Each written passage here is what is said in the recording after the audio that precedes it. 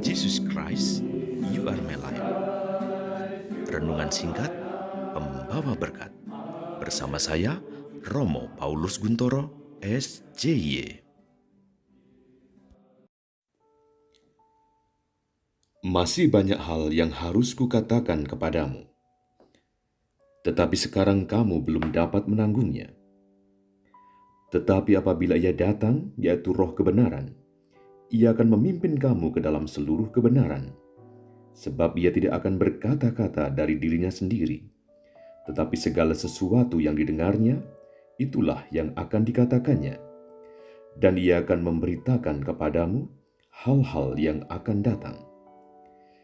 Ia akan memuliakan aku, sebab Ia akan memberitakan kepadamu apa yang diterimanya daripadaku.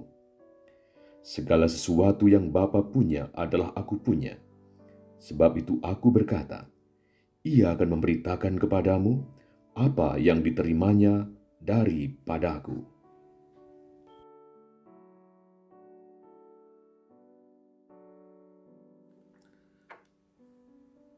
Seorang aktivis gereja mengatakan kepada saya akan mundur dari segala pelayanan gereja karena merasa tidak mendapat penghargaan dari sesamanya. Tentu saja dengan banyak alasan yang seolah membenarkan keputusannya itu. Pada saat itu saya mengatakan bahwa kita melayani Tuhan. Jangan mudah menyerah. Dengarkan suara Roh Tuhan dalam dirimu. Kalau dalam pelayanan itu ada lebih dan juga ada kurangnya, itu hal yang wajar. Karena kita bukan manusia sempurna. Tapi ingat bahwa Roh kebenaran akan membimbing kita dalam kebenaran. Jadi tidak ada alasan bahwa kita harus mundur karena tanggapan sesama kita yang sinis atau kritikan yang pedas atau sikap acuh tak acuh. Bahkan mungkin merendahkan pelayanan kita. Kita harus percaya kepada bimbingan Roh Kudus dalam setiap langkah hidup kita. Ingat sabda Tuhan hari ini. Tetapi apabila Ia datang, yaitu Roh kebenaran, Ia akan memimpin kamu dalam seluruh kebenaran. Dahsyat bukan? Kita harus tetap percaya bahwa kita melangkah bersama Tuhan. Jadi jangan cengeng dong kalau menjadi aktivis gereja atau Anda menjadi pelayan Tuhan. Ingat bahwa Tuhanlah yang kita layani. Dan kalau dalam perjalanan pelayanan itu sebagai manusia, kita mendapat kesulitan atau tantangan, jangan pernah mundur. Jangan pernah merendahkan Roh kebenaran yang ada di dalam dirimu. Justru pada saat seperti itu kita harus berefleksi dan menjadi lebih kuat dan lebih tegar. Maju terus kendati sulit. Jangan pernah menyerah. Kalau Tuhan di pihak kita, siapa yang dapat melawan? Hebat bukan? Saya sendiri sebagai seorang imam juga pernah salah.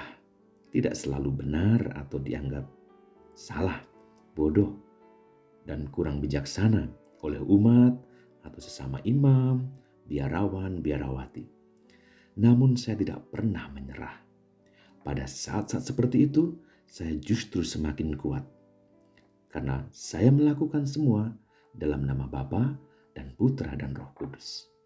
Sehingga sehebat-hebatnya fitnah, omongan negatif, dan merendahkan kita, tidak akan membuat kita hancur, melainkan semakin kuat.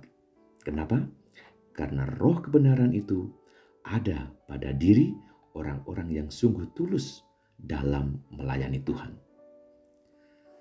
Saudara-saudari, seringkali kita sebagai orang beriman mudah baper, bawa-bawa perasaan dalam pelayanan. Kalau kita berbeda pandangan, kita baper. Kita merasa tersakiti atau terzolimi. Sehingga akhirnya kita mudah menjadi pribadi yang mutung. Tidak mau ikut lagi kegiatan. Mundur dan akhirnya kabur. Apakah seperti ini wajah kemuridan? Apakah seperti ini karakter murid-murid Yesus? Tidak, bukan? Mari kita belajar menjadi murid-murid Yesus yang berkarakter kuat, pantang menyerah, berkobar dalam hidup rohani, dengan berani mengikuti Roh kebenaran dalam diri kita, dan berani menjadi saksi dalam hidup beriman, baik di dalam keluarga, baik di dalam komunitas anak-anak, komunitas orang-orang muda, komunitas pelayanan, komunitas kerja, maupun dalam komunitas para imam, biarawan, biarawati. Nyatakanlah bahwa roh kebenaran ada dalam setiap perkataan, pemikiran, dan tindakan kita. Dahsyat bukan? Pertanyaan kita hari ini. Sudahkah kita merenungkan dan melaksanakan sabda Tuhan hari ini?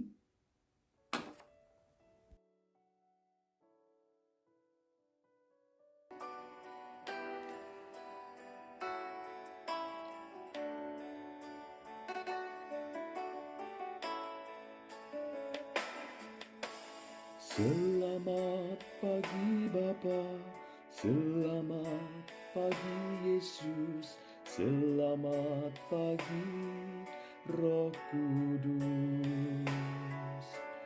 Terima kasih atas anugerah-Mu, semalam telah berlalu. Ku memuji, ku bersyukur, memuliakan nama-Mu. Allah Bapa, Putra dan Roh Kudus,